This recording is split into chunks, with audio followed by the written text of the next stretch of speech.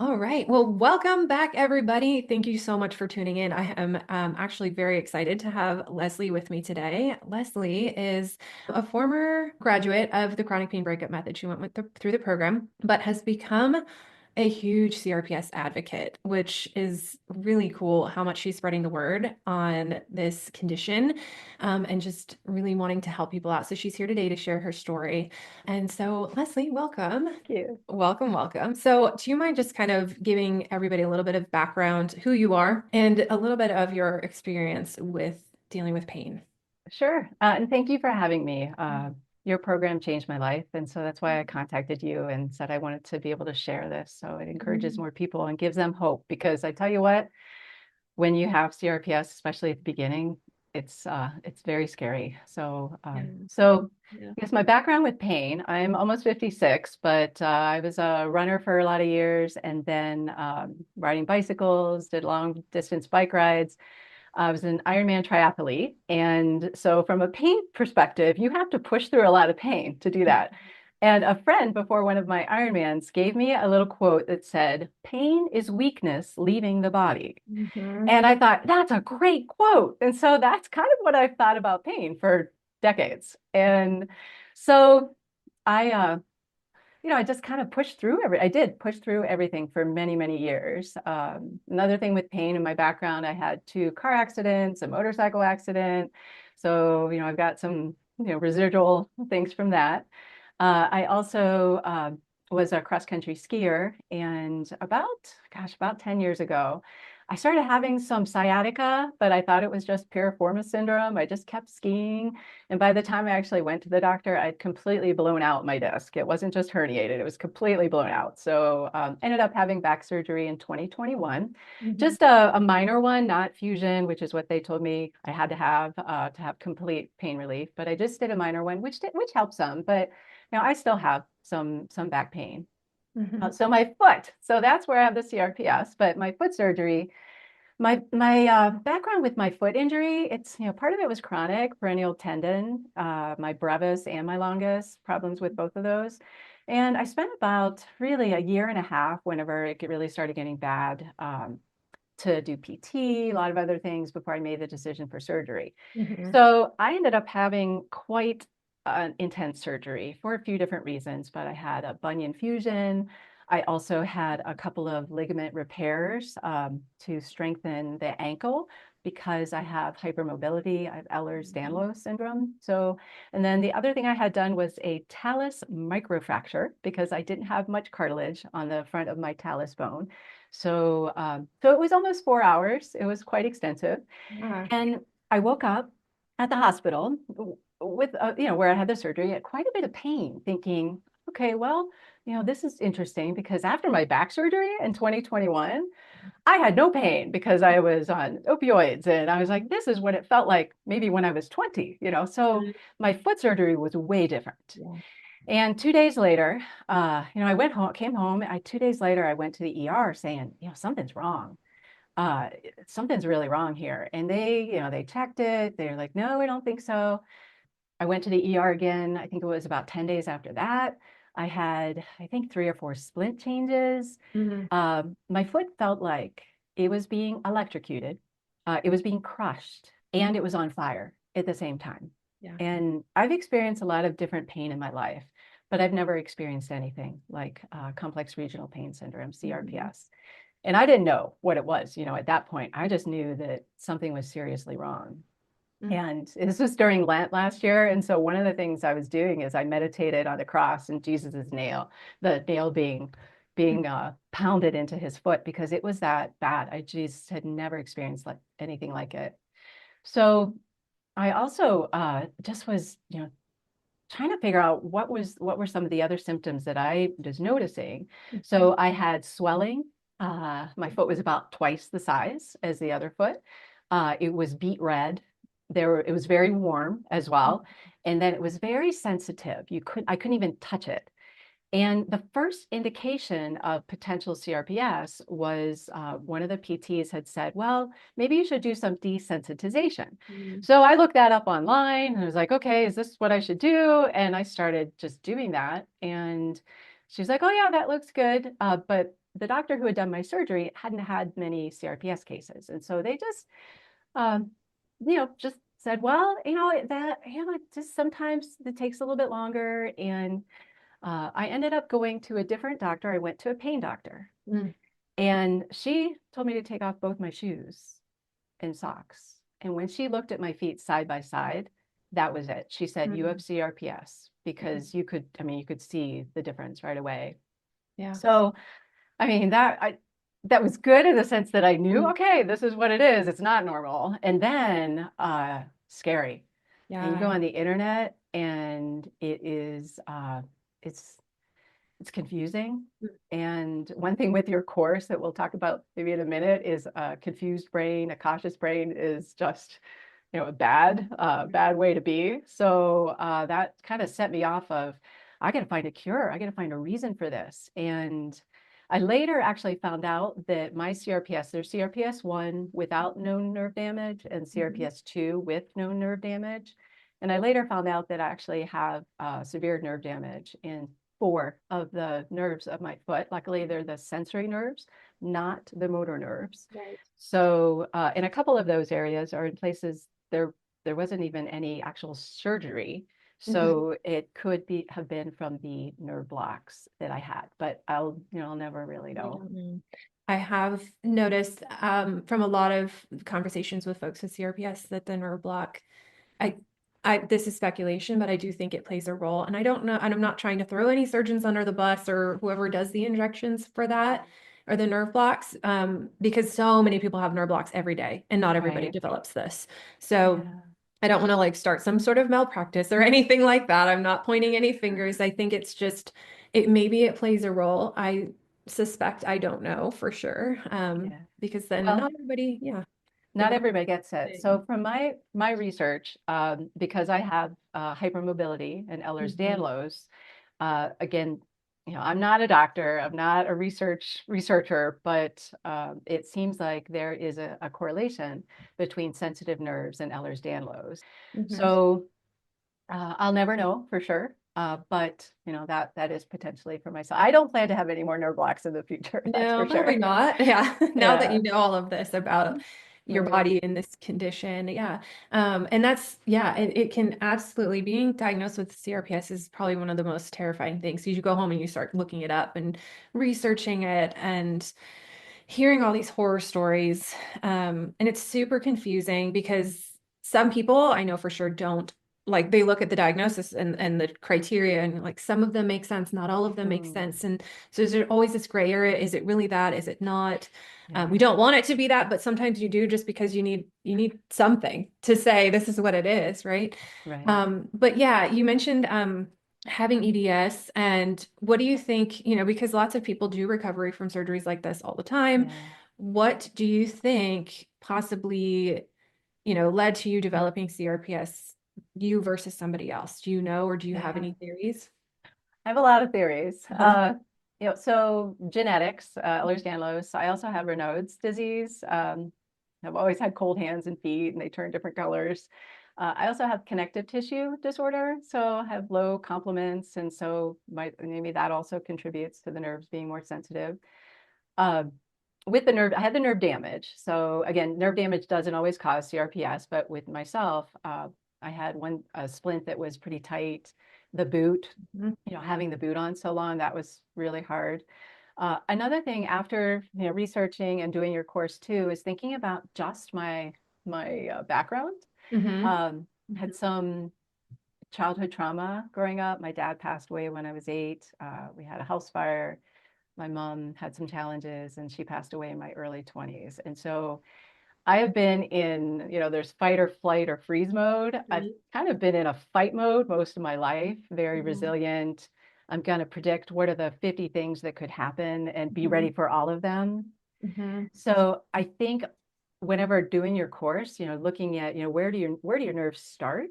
Yeah. I think my nerves were, here, I'm ready. I'm ready for everything. Mhm. Where's the next attack going to come? I got to be prepared for it. Yeah. So I think those things also exacerbated whenever I had the CRPS, with the nerve Mhm. damage and just being concerned about it. Man, being on the internet hours, I'm laying in bed most of the day. and just trying to find something, some solutions, some ideas. And the internet, there's some things that are good about it, but boy, too much time with Dr. Google's is not a good thing. Yeah. Yeah. It can sometimes give you some insights and hopefully point you in the right direction, but there are so many different directions. That's the problem. You're Yeah, like yeah, going down different rabbit holes and getting advice from people who don't know any better either, yeah, right? right. But yeah, it's very interesting because, people ask me that kind of thing all the time, like what causes nerve sensitivity or, this kind of not just CRPS, but any kind of sensitivity. And it's when you look at the history, it's all of the little pieces that you put Mm, together. There's never, for the most part, I won't say there's never, but there's oftentimes contributing factors that are just kind of piling up over the years. And then there's that one straw that breaks the camel's back yeah, sort of thing. That's the final um, event. And yes, all of those little pieces of trauma, the genetics, the predisposing factors, and oftentimes the degree, like you mentioned, the surgery itself was quite traumatic, mm, um, is a huge predisposing factor mm, as well. And we do know, right, for CRPS that having immobilization and a really tight fitting cast is yeah, also a big part of that too. So yeah, it was the perfect storm, so to speak, right, unfortunately. Yeah. yeah. So what once you kind of got that diagnosis, what was recommended for you Yeah. to try at that point? Man, anything and everything. And I will say I had a call with a gentleman named Rick, whose son had CRPS and actually had passed away from it. And one of the things he told me was, it's the Wild West. The doctors are going to promise everything. Every case is different. And you've got Mm-hmm. to try what you've got to find what works for you. So, I will say what was recommended that I did not do. I never did a sympathetic nerve block. I did a lot of research on that. I was hesitant about the nerve block at first, but Mm-hmm. also I was told it could be 1 or 12 that I would need. And I said, I don't want to cover this up. I want Mm-hmm. to get to the root of it. It was suggested I do ketamine. I didn't do that. Some medicines, a lot of different medicines to try. And I just kept saying, I want to get to the root of this. I'm afraid to just cover it up because I'll never get to the root. I did try, I was on gabapentin for a long time. I was on opioids for probably 2 months, I think. Mm-hmm.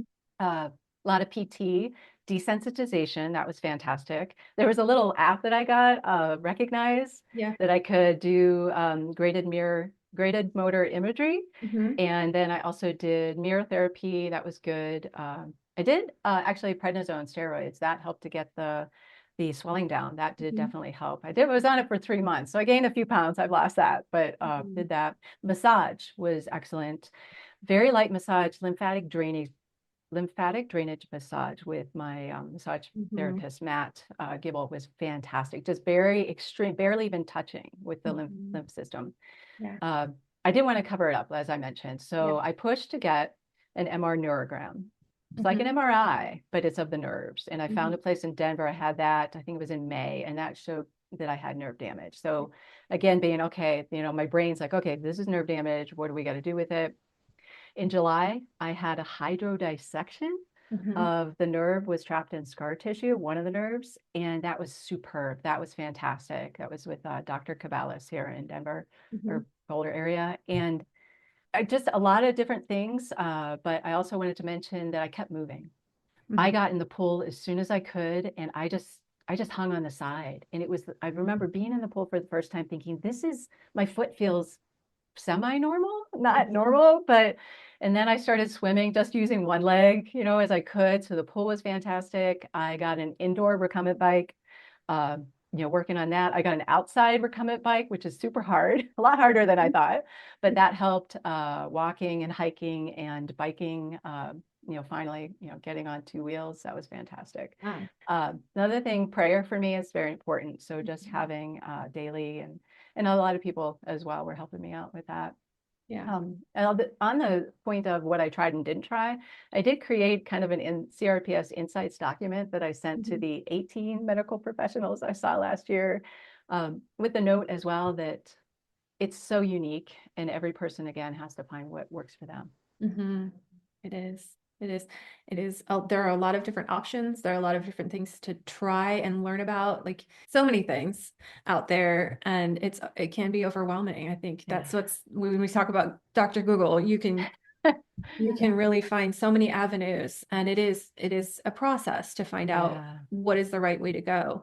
And so actually in that process, what led you to this program? What kind of Mm. led you to that point where you're like, I know I need to invest in something else? And what sort of like obstacles did you experience with looking outside of the medical system? And ultimately, what hesitations did you have with sort of Mhm. stepping outside of the medical system? A lot of people struggle. Yeah. They go, oh, if it's not my doctor, like why wouldn't they recommend this for me? Right. Yeah. Well, I will tell you that I step outside of the medical system because of some of the stuff in my background a long time ago, again, with my mom, I'd mentioned. But so for me, I want to find a solution. And if I'm getting some, well, let's just give you drugs or whatever this or that, I'm going, that's not a solution. What is it? What is the problem here? So one of the things that I was hesitant to try your program. So first of all, Dr. Google's led me to your So yeah, website. it's not So, all so it's not so yeah. bad. But so I had a call with you in March. So my surgery was December 2023. So I had a call with you in March. So Mhm. it's just been a few months. And I was like, well, I don't know. Is this program really going to work? Because I have nerve damage and I don't know. And I had done brain retraining programs, a couple in the past. And the feedback I got from that was, okay, it is black and white. It's either all in your head or you really have severe structural damage. Mhm. And I listened to Anka's testimony, and that was it for me. She had Yeah. CRPS, and I realized that you weren't saying this is only in your head, Mhm. that this is what you have some structural issues. And Mm. so that really helped me to say, okay, I've got to try this. And I also knew CRPS could spread.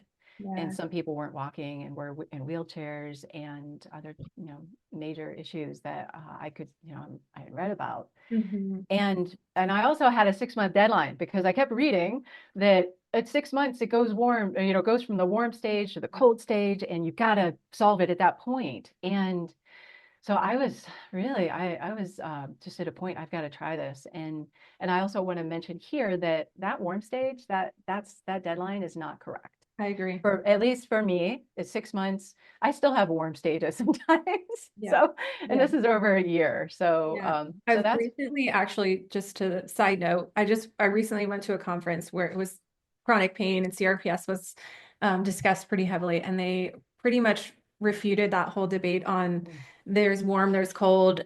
They were talking about we've seen it go both ways. It goes back and forth. There's no way, there's nothing consistent. Let's put it that yeah, way. So good. That's yeah, I don't good. know if that helps anyone who thinks, Well, oh, I'm doomed to get to this stage or whatnot, but I think that I don't know if we have good science on that yet. from just my personal experience, I feel like I kept it out of the cold stage by keeping it moving. Yes. Little movements, at least, the lymphatic drainage and the massage and just trying to keep it moving. So Yeah. maybe not. I don't know. I feel like for me I that was it. think that's the best advice you could give anyone. Yeah. Yeah, because I've Yeah. never gone to any cold stage but I Mhm. still have it. I still have swelling, some swelling. I still have electric shocks a couple times a day. Mhm. I try to say I giggle instead of gasp. And my husband will Mhm. say, "Oh, did somebody say hello?" And I was like, "Yeah." So, I mean, I still have it. I still have pain in there too, but Mhm. but I've never gone to cold stage. Right. Yeah. Yeah. Yeah, I would say one of the biggest aha moments for me was really overall with your course. Um, it's what you said, Mhm. how you said it, acknowledging that pain is real, the structural issues are real. Uh, you're not promising pain elimination, and you're recognizing that pain is unique to each person, and you're giving research-based advice. But I think the biggest thing was the fact that I could help control some of this pain through the great techniques you gave, through my emotions. Mhm. Tell you what, I forget, I don't know if it's a sneaky shark one. I don't know. There's one of the PDFs that I thought, boy, man, now I really understand now the effect of my emotions on my Mhm. pain. And Mhm. I was so angry for months Mm. at the doctor, at several doctors. Yeah. Uh, and I had to forgive. I went through a period I had to just forgive, know that I'll never get an apology, Yep. but that's not what forgiveness is. You know, Hmm. I had to forgive them, and I had to accept and be hopeful. Going into the spiral of despair, I mean, that my pain definitely got worse. Hmm. So I had to think about what are the things I could try to control and help with my pain level. I had to surrender as well, let people help me, which I'm not always good at. Yeah. But our society says that you shouldn't suffer or be a burden to anybody, but it's going to happen. Yeah. And so I had to surrender some. And now I think what part of that's given me is I try to be more proactive with friends and family who might be going through some things Hmm. as well. Yeah. I talk to so many people and work with my clients on that issue of like the fighting with the medical system, the back and forth, Mhm. like the anger, the frustration, the needing to search for answers and validation from doctors. And like I want to just tell people like it's not helping. Yeah, I don't know how else to Mm, say that. Like I can see it um holding people back and keeping them in that state. And I'm just like at some point, you'll fight so hard, and at some point you'll eventually realize that that fight is worthless. They're not going to give you the answers that you want for the most part, and it's a losing battle. So once you kind of surrender to that and say, I will no longer let them hold me back, right. I can start Yeah. moving forward. And that's Yeah. exactly what you're saying. Like what I tell people all the time is we can't control or change what has happened in the past. We Right. cannot. So looking back will not help you move forward. The only thing Absolutely. you can do is look ahead and say, okay, what can I do now Yeah. moving forward? And so, yeah, I'm glad that you said that because you've definitely had that moment of like, I need to move on. I do. Months of Mhm. that. I mean, Moments. It was not I, just a it moment. wasn't just like a 1 minute. It was Yeah. months of anger and Mhm. some yelling, and not at the doctor, right? Yeah. But Yeah. just internally, a lot of crying, I a lot know. of crying. Yeah, it But adds yeah. to it. Yeah. So from the program, from the course, what would you say were some of your biggest aha moments? Yeah. So emotions for sure. Mhm. And I mentioned this earlier, a confused brain is a cautious brain. Mhm. So the pain meetings handout just blew my mind. Oh my Yeah. gosh, that was great. Just where's my brain? Where are the parts of my brain when I'm having, pain? Mhm. They're all moved around, they're confused. You had the best explanation of how the brain amplifies things Mm. and the different factors that can cause the oversensitivity of nerves. Mhm. So it's just not one thing. That's why your program, I felt like really can work for so many people because you have Mhm. so many techniques. And another thing, another great aha moment were the neurotags, the way that, we have two things in our brain that connect and say, oh, Mhm. okay, I can't do this. I will never be able to do this because, the brain has solidified this negative part.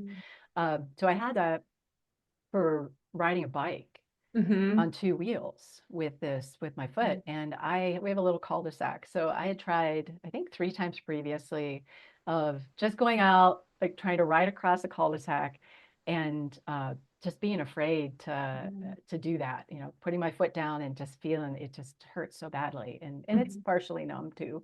Mhm. So it was July, it was after the hydro dissection, and I was able to actually got on the cul-de-sac and I said, this is it. I'm going to do it. So I'd been with your program for a couple months, get my brain better.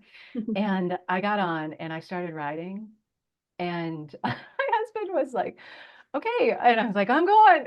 He got up to me. And I have to tell you, I was giggling. It was amazing. And I felt like I thought about it being a neurotag that I had, Mhm. creating a new one. I can do this because Yeah. for months, I didn't know if I was going to be able to walk again. Yep. I didn't know if I'd ever be able to ride a bike, so many things. And so that was kind of an example of one of the strategies that you gave me, having the neurotag or thinking about, creating a new, I can do this Mhm. neurotag. I love that. Yeah. Um, Another strategy that was great that I've talked about with some folks is, and I get so excited because I really believe in this in your program, but Yeah. the science of slowing down. I do a lot. I'm a multitasker, but boy, taking time to breathe, my sleep habits, you have some Mhm. great tips on that. That was super helpful to just say, and along with my husband to say, hey, you know what, I've got to I want to be sleeping by 9, I've got to be in bed by 8:30, calming my brain down. He can go to sleep in 2 minutes, but it takes me a little bit longer. Mm-hmm. So that's what, those were, some of the aha moments I had. Yeah. Yeah, that's big. And that's funny you mentioned that, like the sleeping and the breathing and slowing down and like doing less, which is a whole like theme of the program with like push to it, not through it, right? Yeah. But it's interesting you bring that up because when I talk to folks, they want to know like what are the strategies that I need to do? Like tell me like they want to get right into the nitty-gritty of like tell me Yeah. the strategies. And that is a huge fundamental step Mm. of because again, if we're trying to repair pain pathways, Mhm. we have to have sleep on board and Yeah. we have to be able to, we don't have to use breathing, but I think it's a really important tool in that process. So those steps are really important. So when people ask me, like, tell me the strategies, I'm like, you could do that, but you'll be Yeah. more successful if you do these other things too. Right. And so, yeah, I'm glad that you mentioned that. That's really been helpful because it really is a big part of everything. So, yeah, so how long, because I'm sure people are wondering, how long does it take to start noticing improvements? Because I always talk about how, like you said, I'm not promising a cure, and I'm also not promising that this is going to be a quick fix, like an overnight, you're going to notice it immediately. Hmm. So how long did it take to start noticing improvements? Uh, I have to say, really, the first session gave me hope. Well, I giggle so because I say it's not a quick fix, but this does no, happen. well, I mean, I guess, it wasn't as if the pain went away, but I remember your first session and just going, I have some hope. This makes Mm, sense to me. And so emotionally, that was very, very good to have that hope. yeah. And so I would say, probably from a pain standpoint, I was doing a lot. I was doing the pool, I did the hydro dissection.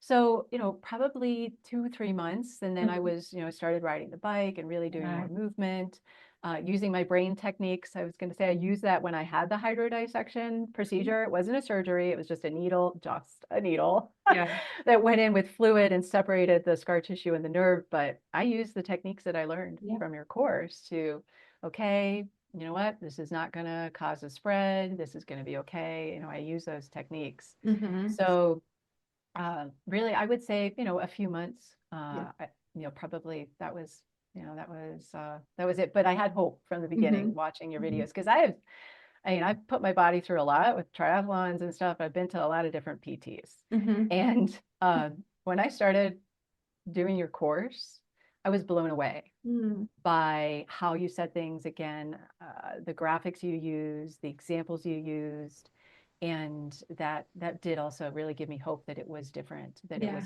that I could help myself as well. Well, that's reassuring. Thank you. I'm Yeah. glad that it even just from the beginning, it's giving that hope to keep going because that's also a big challenge. It's like when you don't see immediate pain improvement, you're like, I gotta stick with this. I gotta stay with, even if it Yeah. is, a couple of months, it's worth it in the end to stick with it. So I'm glad that it starts out with giving you hope.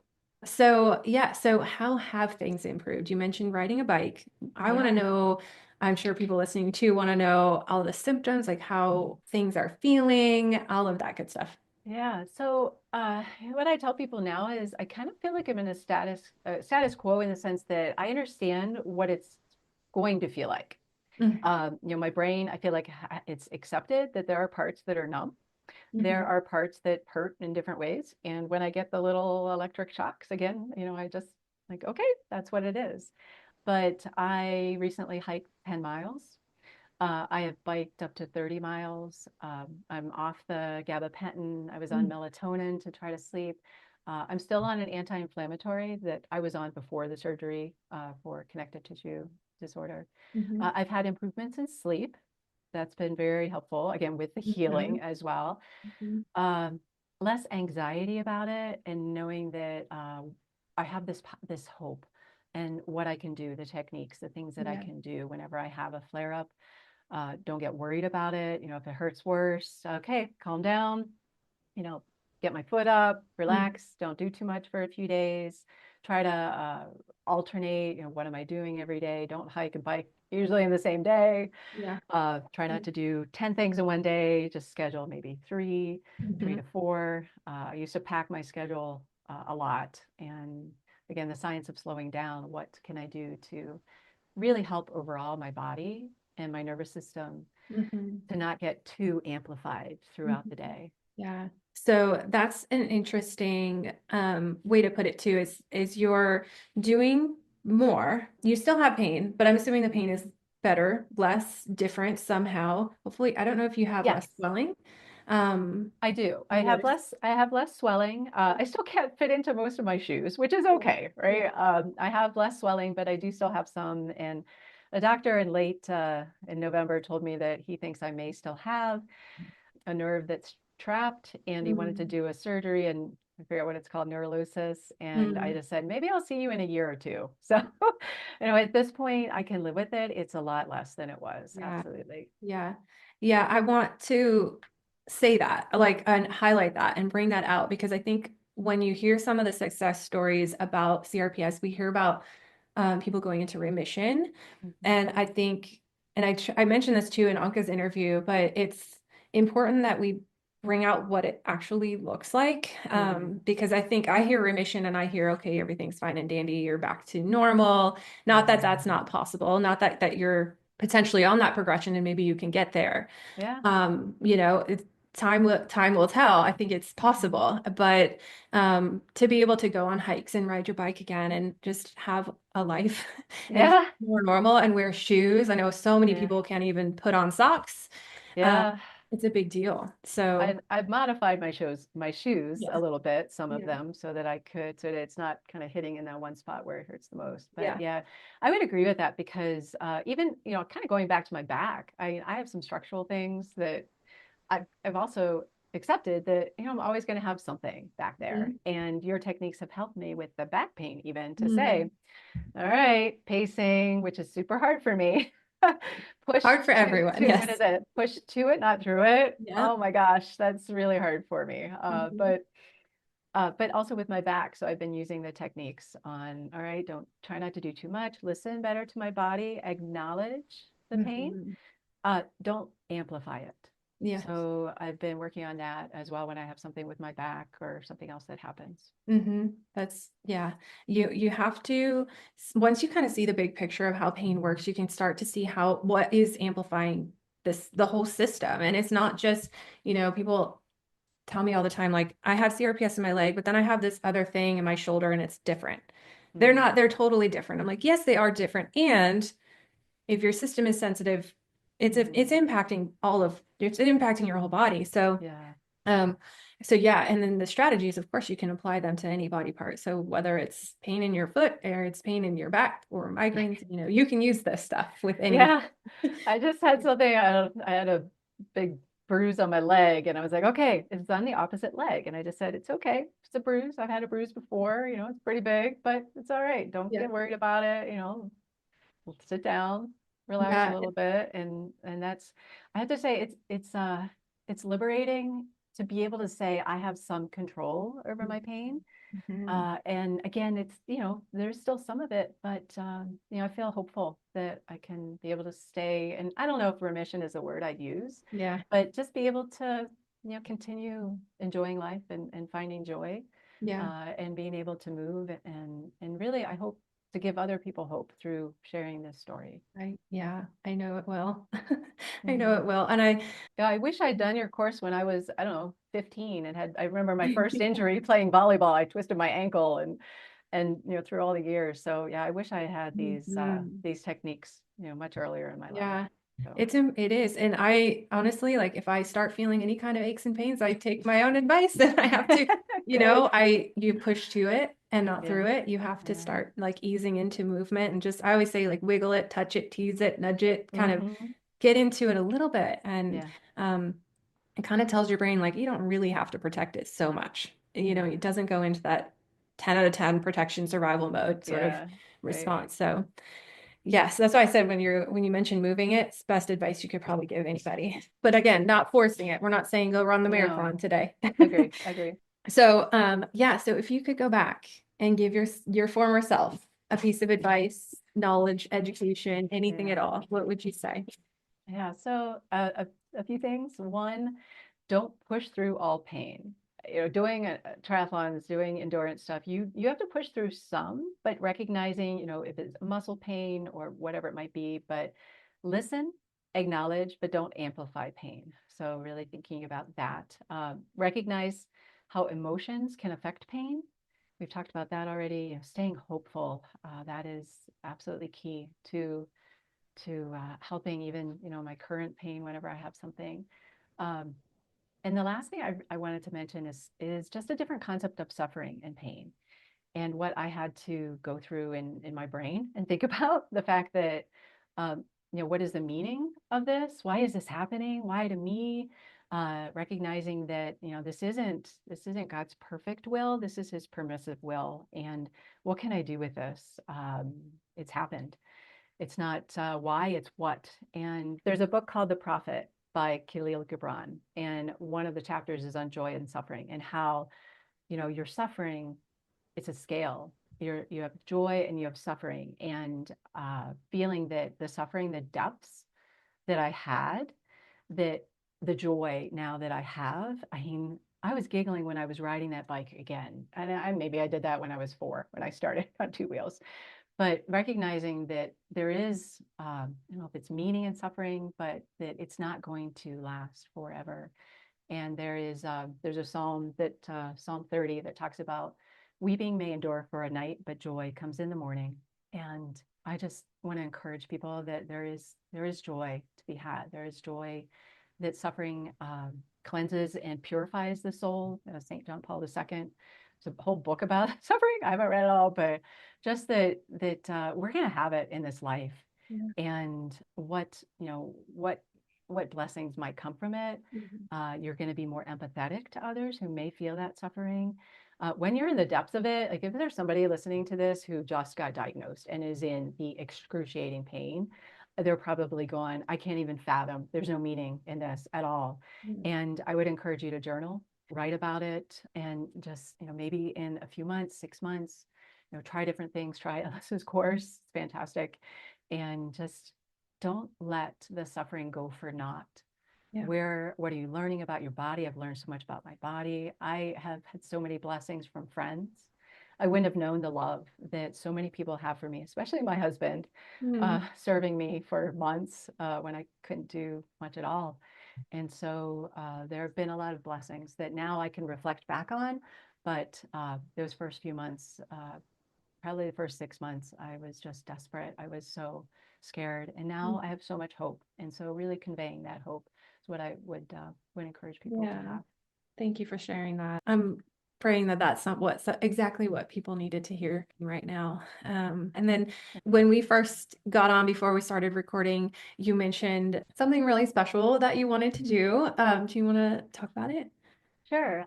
So I've really been thinking about this a lot, and I'd like to help fund a scholarship for someone with CRPS. Your course has helped me tremendously. And I think that someone, whether they have recently been diagnosed or they've had it for a long time, that they will benefit from your course. And so I'd like to help fund that for someone who might be having some financial challenges. And so I know you'll be able to find someone who can benefit from that scholarship. Yes. So thank you for doing that and sharing all of that. I'm going to set it all up. So there's going to be wherever this video or podcast is posted, there will be a link so you know where to go. Just look in the description or the show notes and you'll see where to go. I'll share all the details and instructions if you're interested in joining the program on a scholarship from Leslie. So thank you so much for that.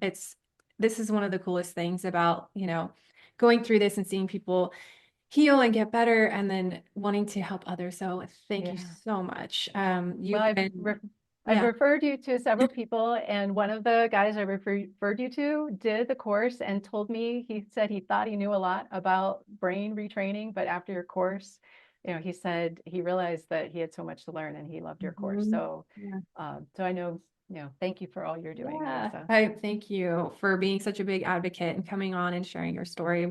I really appreciate it. It's an honor to be here. So thank you. So awesome. All right. Okay, well, have a fantastic rest of your day. Okay. Well, bye. Thank you. All right. Bye-bye.